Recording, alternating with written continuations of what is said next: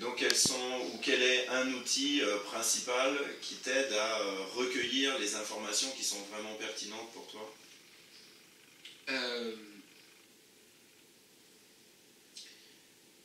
Pour recueillir les informations, enfin, c'est de s'écouter. C'est lorsqu'on reçoit la première image, quand on a une somme d'informations à soi, soit économique ou autre, et souvent la première attitude est sa réaction primale. C'est de l'écouter au lieu de la refouler. Ok. Donc c'est d'écouter le truc, on ne sait pas ce que c'est. Voilà. C'est de prendre l'émotion qui nous vient comme une source d'information et non pas de se laisser envahir par l'émotion. Si tout va bien, par exemple, si on prend conscience qu'on est heureux, c'est peut-être tout simplement de s'asseoir, de se poser, de se marrer, de rire ou de pleurer de joie, tout simplement. Si au contraire tout va mal, c'est au lieu de voir qu'on a peur, et la peur amène à la panique amène à des gestes inconsidérés, c'est tout simplement d'entendre qu'on a peur et de se dire « Oula, j'ai peur, donc je dois réagir ». Donc c'est la prise en considération de l'émotion.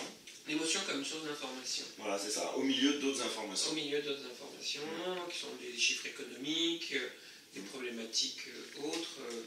Voilà. Mais l'émotion est une source d'information supplémentaire à entendre et écouter, et non plus à se laisser envahir par. Et c'est pas facile. Pour moi, c'est ce que j'ai le plus difficile parce que l'émotion, comme je suis hypersensible, c'est-à-dire je sens les signaux faibles, mais ça veut dire aussi que je suis une véritable éponge, c'est-à-dire que je vais me faire complètement envahir par une peur, par une angoisse, par une inquiétude ou par du bonheur de la même manière. Oui. Alors, quand il est positif, c'est génial. Quand il est négatif, ça tire vers le bas et ça peut tirer vers des émotions négatives, comme une image de soi qui se dégrade, comme sa capacité à se faire du mal, à se dire j'y arrive pas ou je suis pas capable, du coup à aller chercher des gens ou des compagnies qui vont nous renvoyer cette image négative pour nous conforter dans le fait de ce qu'on a raison.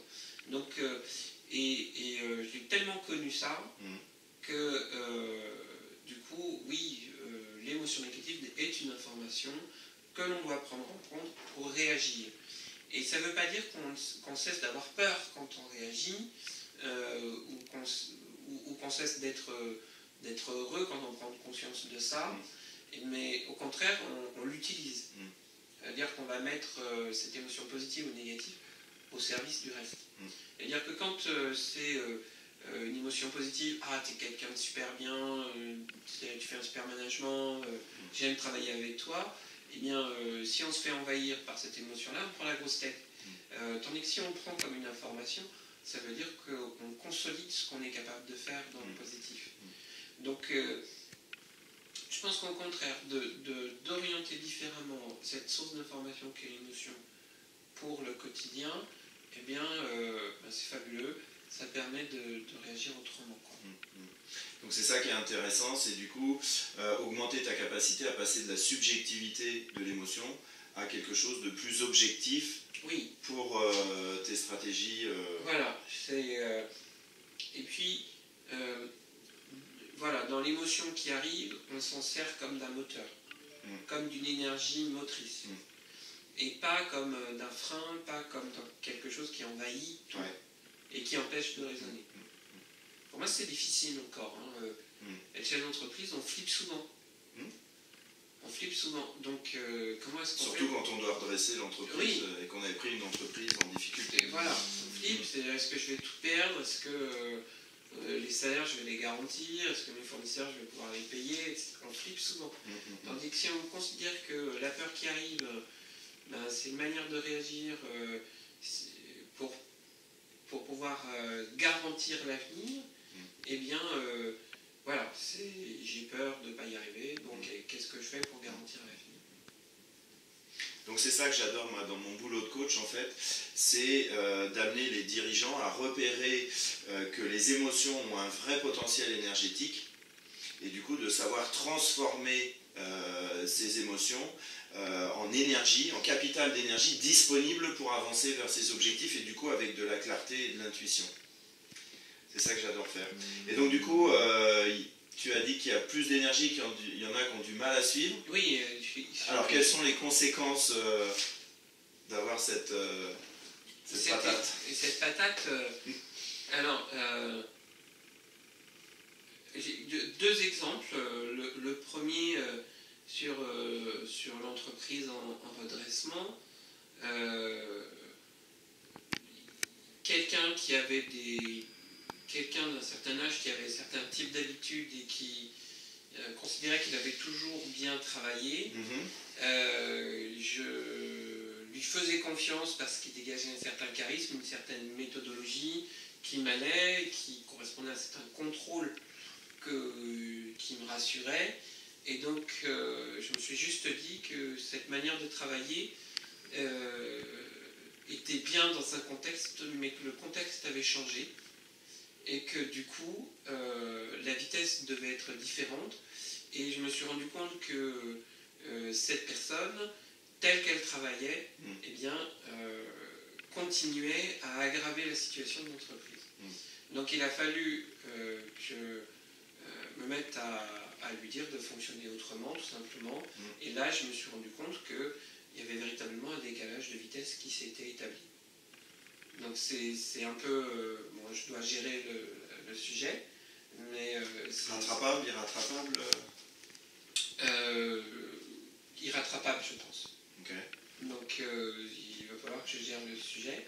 C'est une question de choix, soit voilà, j'ai quelques jours pour y réfléchir et décider. Ça, c'était la première chose. La deuxième chose, je suis dans une logique de création d'entreprise. Et donc là, comme je suis dans l'intuition complète, eh bien, je pousse sur de mon intuition. Si j'ai embarqué, je vais avoir 2 associés, voire 3 dans cette création. J'ai embarqué un premier qui, du coup, s'est mis dans le train. Je sais que je vais embarquer le deuxième parce qu'elle ne va pas avoir le choix. Elle va s'embarquer dedans. Mais quand on voit des gens pour parler du projet, je me rends compte que la vitesse avec laquelle on va les dépasse. Okay. Donc au lieu de se dire ils savent où ils vont, ils sont inquiets. Okay. On génère de l'inquiétude, on génère un décalage, on génère du stress. Comme on est dans une logique de création, ils n'ont pas l'impression de comprendre, donc ça les stresse, tout simplement. Donc après, je sais que ça correspond à leur logique de maîtrise, de bien maîtriser, etc., de bien explorer les fausses pistes, entre guillemets. Eh bien, il va falloir qu'on le mette ces personnes dans le train avec nous, ou en tout cas qu'ils ne nous freinent pas.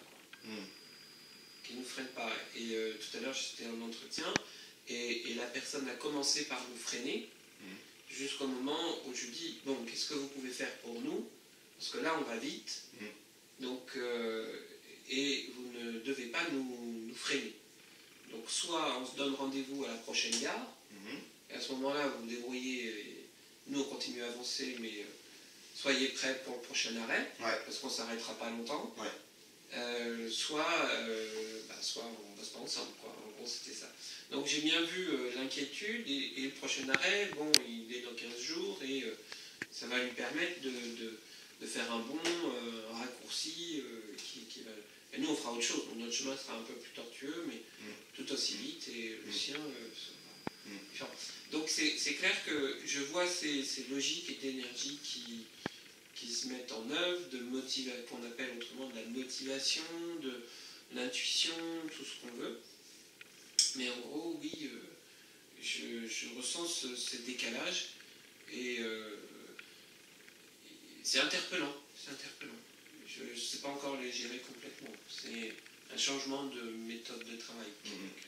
Tu te fais vraiment confiance sur ce que tu sens. Oui. je m'écoute. Et je pense que,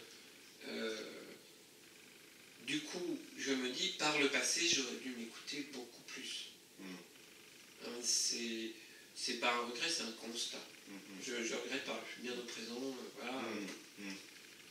Et maintenant, je gère quoi, les conséquences de ne pas m'être plus écouté. Je gère et il n'est jamais trop tard. Ouais, c'est ça. Il n'est jamais trop tard. Alors, on peut se dire qu'on a un poids sur les épaules, etc. Oui. Il suffit de dire stop et d'avancer, quoi. Donc c'est ça, donc tu es aussi plus objectif par rapport aux conséquences de ne pas t'avoir écouté avant. Oui. Je ne me charge pas, quoi. Je ne me mets pas un boulet sur le dos. Mais le naturel me le remet régulièrement. Ouais. Oui. Donc c'est un exercice qui n'est pas facile et je sens bien que le fait de se recharger à nouveau peut arriver d'un instant à l'autre. Il suffit de combiner fatigue, déception et puis on va dire saison type automnale plus alimentation pauvre en sucre et en graisse, et puis ou la faim, et puis on va se faire ce qu'on appelle une descente, FISA, il faut boire un petit coup, puis ouais, c'est ça. avancer, quoi. Enfin, mais il y a toujours une combinaison d'événements qui font qu'on peut avoir le moral qui baisse, et c'est inévitable. Voilà, c'est inévitable, il faut juste ne pas lutter. Juste ne pas lutter, parce que c'est une énergie qu'on perd en plus. Par contre, bien comprendre quand est-ce qu'on touche le fond. Ouais, c'est ça. Et affronter la c'est situation. Affronter de manière positive, et du coup, ce sera plus simple. Ouais, donc c'est plus de conscience pour reconnaître quand c'est difficile, ne pas perdre d'énergie à lutter. Pas lutter. Voilà. Alors moi, c'est pas lutter. C'est ok, je suis pas heureux en l'instant. Voilà. Et donc, on trouve un chemin pour sortir de l'ornière. Okay. Donc on est passé d'une entreprise que tu me disais en décembre où vraiment tu envisageais le pire. J'envisageais le pire. Maintenant, parce que c'était une reprise difficile, à création d'une deuxième structure. Qui doit aider, qui est en rapport avec ça qui doit apporter du boulot à la première, mais pas seulement. Et la première, bon, là je revois une logique positive sur la première. Alors qu'au mois de décembre, pour moi c'était noir et foutu. Une logique positive avec un voyage à New York. Ouais, pour développer la deuxième. Ouais. Donc un déplacement parti à l'intuition, quoi. Parti à l'intuition. Qu'est-ce que tu sens que tu pourrais trouver là-bas? Là-bas, je vais trouver une écoute, une disponibilité, une liberté dans le travail que j'ai pas ici. La ville respire de... Voilà, c'est aussi du business à l'américaine qui est complètement décomplexé de plein de choses qu'on a ici. Donc je pense que je vais trouver ça. Et le pire, c'est que en travaillant là-dessus pour préparer ce déplacement, j'ai eu tellement d'images négatives qui m'ont été remontées. Peut-être parce que je transmettais peut-être trop l'image d'un Eldorado, alors que ce n'en est pas un. Le business est aussi humain là-bas qu'ici, donc compliqué. Mais je n'avais pas déjà parlé avec un client potentiel qu'on me disait que ça allait être difficile d'échanger avec lui. Et si ça avait été qu'une fois, mais ça a été 15 fois. Donc ceux que j'allais voir pour m'aider à faire ça commençaient par me dire que ça allait être dur, difficile et long. Donc, eh bien, ça ne donnait pas envie, quoi. Ah ouais. Donc à la fin, j'ai fini par me dire, bon, on va inverser la contrainte. Je vais d'abord prendre les billets d'avion. Je vais leur dire que de toute manière, j'y vais. Et leur dire, ben, qu'est-ce que vous pouvez pour moi. Donc positiver l'énergie au lieu de d'aller les voir, et finalement elle me disait comment je pouvais me passer du déplacement, quoi. Et au lieu de m'aider, me renvoyait à tous mes défauts, tous mes manques de qualité, toutes mes défaillances, qu'il fallait d'abord que je corrige avant d'y aller. Il faut d'abord corriger, sinon on ne peut pas y aller, quoi. Voilà, mais d'un autre côté, je me disais, mais pour aller échanger avec mon voisin ou avec mon client, j'y vais avec mes défauts et mes qualités. Donc pourquoi est-ce que là-bas, je ne pourrais pas y aller, alors qu'il faut juste comprendre leurs attentes et les honorer, quoi. En gros... Oui, c'est ça, c'est toujours bien entendre ce que le client veut, voilà. Et pas se louper là-dessus. Et pas se louper là-dessus. Et donc du coup, voilà, c'est ce que j'ai dit. Et la chose qui m'a fait déclencher, je me suis dit, bon, mince, quoi, j'y vais avec mon baluchon sur l'épaule, j'ai rien à perdre, j'y arrive entier, c'est-à-dire entier avec mes défauts et mes qualités, et j'y vais, quoi. Et, après, on avisera. D'abord j'y vais. D'abord j'y vais, oui, ce sera compliqué, oui, ça ne va pas être facile, oui, les gens vont voir les défauts, oui, j'y arrive, mais en tout cas, si j'y vais pas, je le ferai sûrement pas, quoi. Ça, c'est clair. Et le fait d'avoir pris les billets d'avion, le fait d'avoir arrêté le voyage, le fait... Et ben, du coup, tout le reste s'est accéléré brutalement. Ah, okay. Donc, c'était la bonne décision pour accélérer le projet. Okay. C'était la bonne décision. Et là, j'ai écouté mon intuition. Je me suis dit, on y va. Tu le sens. Voilà, on y va, on s'écoute. Et go. Voilà, ça c'est totalement subjectif. Oui. Mais du coup, après, tu...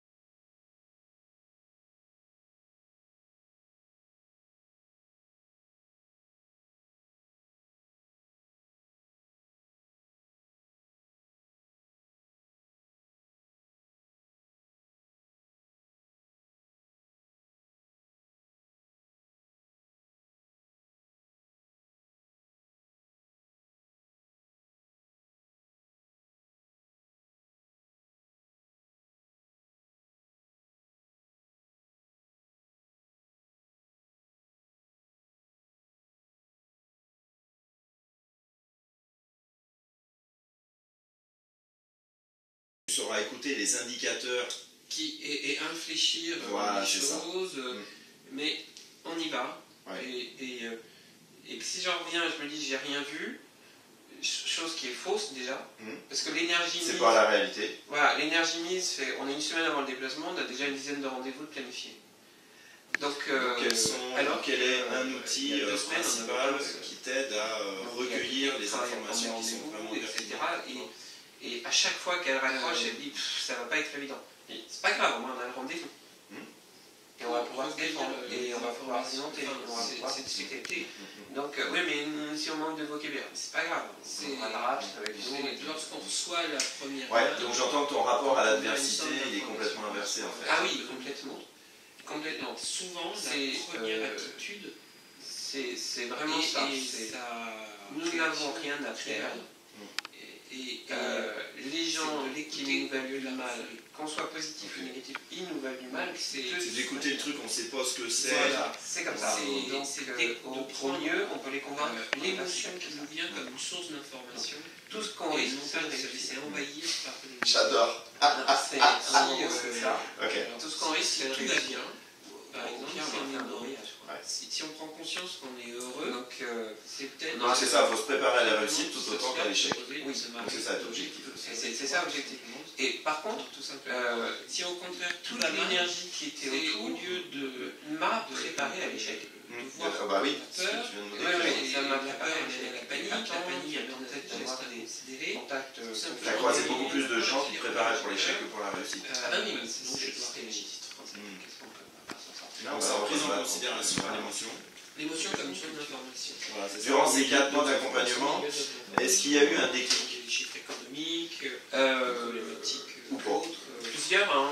Mais l'émotion comme une source d'information supplémentaire à entendre et j'adore non plus à se laisser envahir par... J'aime travailler sur moi parce que ça me... Et c'est pas facile. Pour moi, c'est ce que j'ai le plus difficile parce que l'émotion comme je suis sensible, se dire je sens les signaux faibles par rapport à l'émotivité, ça veut dire aussi que je suis une véritable éponge, je vais me faire complètement envahir par de peur, par plus la notion mais les bonnes, une ou deux, mais les bonnes. D'affrontement de ces émotions négatives, comme l'espace qui se dégrade, l'espace de pensée, sa capacité à se faire du mal. Il y a eu un déclic où je suis capable, j'en ai marre que ma compagne des gens, des compagnies qui vont nous renvoyer cette image négative, ça suffit pour nous conforter dans le fait de ce qu'on a.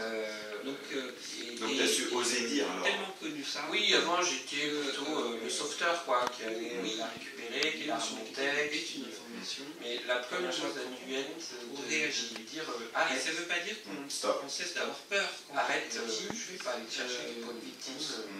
Donc ça c'est la surcharge émotionnelle, ça pue le secret pour toi maintenant. Mais au contraire, on l'utilise. Dans la victimisation, on est dans exagérer le... Excuse-moi pour le mot surcharge, mais en fait, tu vois, c'est un peu... voilà, c'est pas conscient. C'est pas conscient. C'est juste... si on se fait envahir par cette émotion, elle se dévalorisait parce que son histoire fait que c'est son mode de fonctionnement. Donc, je pense qu'au contraire, tandis que d'orienter différemment cette source d'information qu'est l'émotion, on lui envoie un message clair, bien, c'est fabuleux. T'arrêtes, voilà, c'est ce que je dis.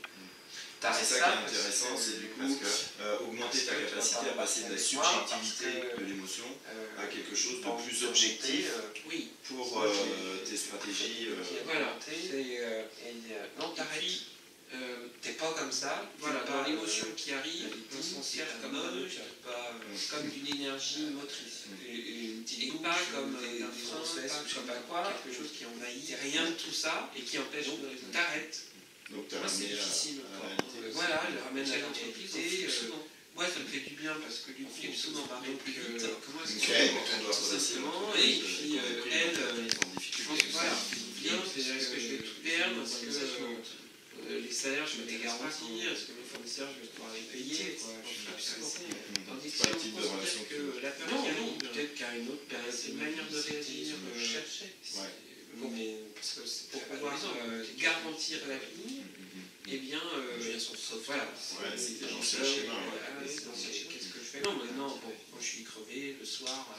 Donc c'est ça que j'adore moi dans mon boulot de coach en fait, c'est d'amener les dirigeants à repérer que les émotions ont un vrai potentiel un changement. Ça a été et du coup de savoir transformer ces émotions en énergie, en capital d'énergie disponible pour avancer vers ces objectifs et du coup avec de la clarté. C'est ça que j'adore faire. Et donc du coup, tu as dit qu'il y a plus d'énergie qu'il y en a qui ont du mal à suivre. Oui. Alors quelles sont les conséquences ça l'a aidé d'avoir cette patate. Cette patate, comme elle savait facilement. J'ai deux exemples. Le premier, mais elle se valorisait, donc elle avait son bénéfice parce que je la valorisais. Mais non, t'es pas comme ci, t'es pas comme ça. Quelqu'un qui avait quelqu'un d'un certain âge qui avait certains types d'habitudes et qui considérait qu'il avait toujours bien travaillé, je faisais confiance parce qu'il dégageait un certain charisme, une certaine méthodologie qui m'allait, qui correspondait à certains même si je pense qui me rassurait.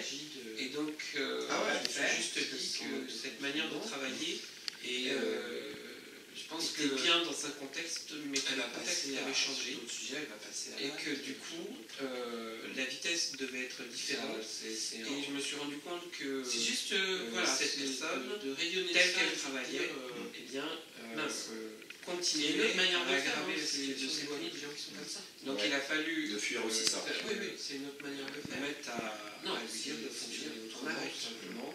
Et là, je me suis rendu compte que peut-être il y avait véritablement un décalage d'une autre personne qui est toujours dans le négatif, qui enferme dans le négatif, qui aime ça ses défauts, et puis qui tant que ne se sent pas légèrement supérieur à vous, je gère le sujet. Parce qu'à force c'est une question de choix, soit négatif. Tant que, une fois que vous avez basculé, vous êtes juste un peu pire que ça. C'était la première chose. La deuxième chose, on est dans une logique de création, donc c'est une entreprise.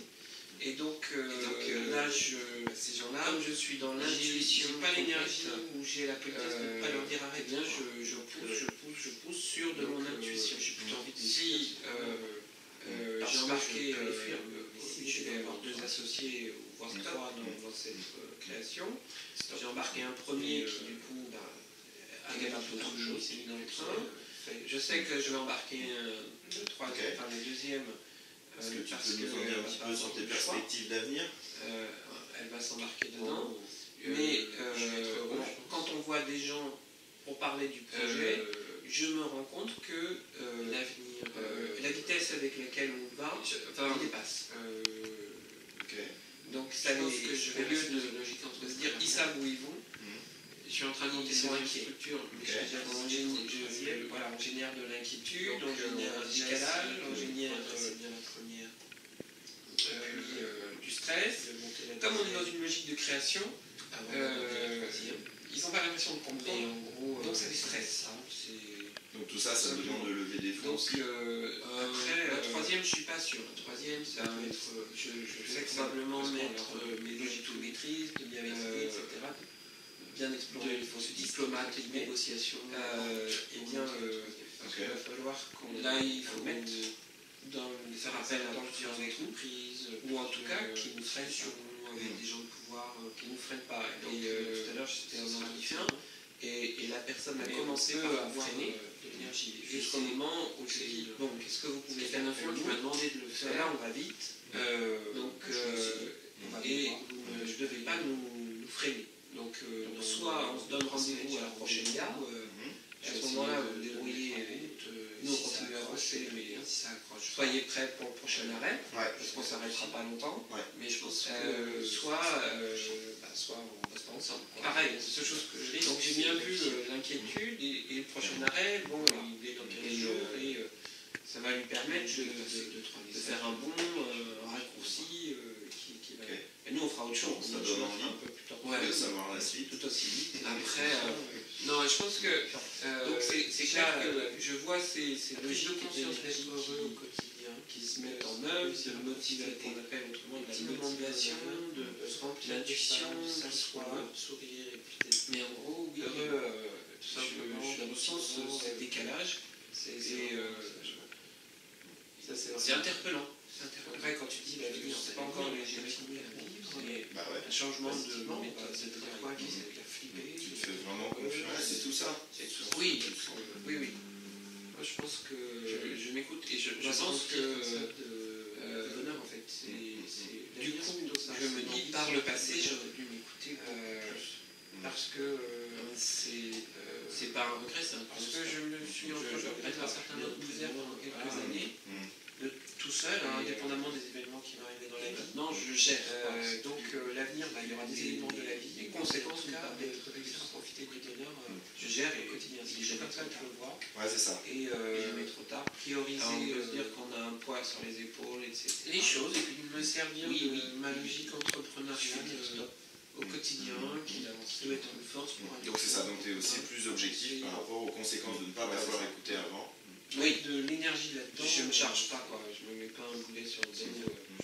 Mais le naturel, tu me dis si j'en ai une énergie qui est différente, une intuition qui t'aide à voir jusqu'où tu vas dans tes projets et à savoir rectifier la direction, une relation affective où du coup toi tu es plus clair, une entreprise qui était en difficulté, du coup maintenant tu es tu vas sauver, voilà, c'est mieux économiquement, voilà. Du coup, forte focalisation sur une deuxième structure. Ok. Du coup, dans ton rôle de chef d'entreprise, si tu avais un conseil à donner, de prendre l'émotion comme source d'information. Mais il y a toujours une combinaison d'événements qui font qu'on peut vraiment, c'est une source d'information supplémentaire. Et c'est pas, voilà, c'est inévitable.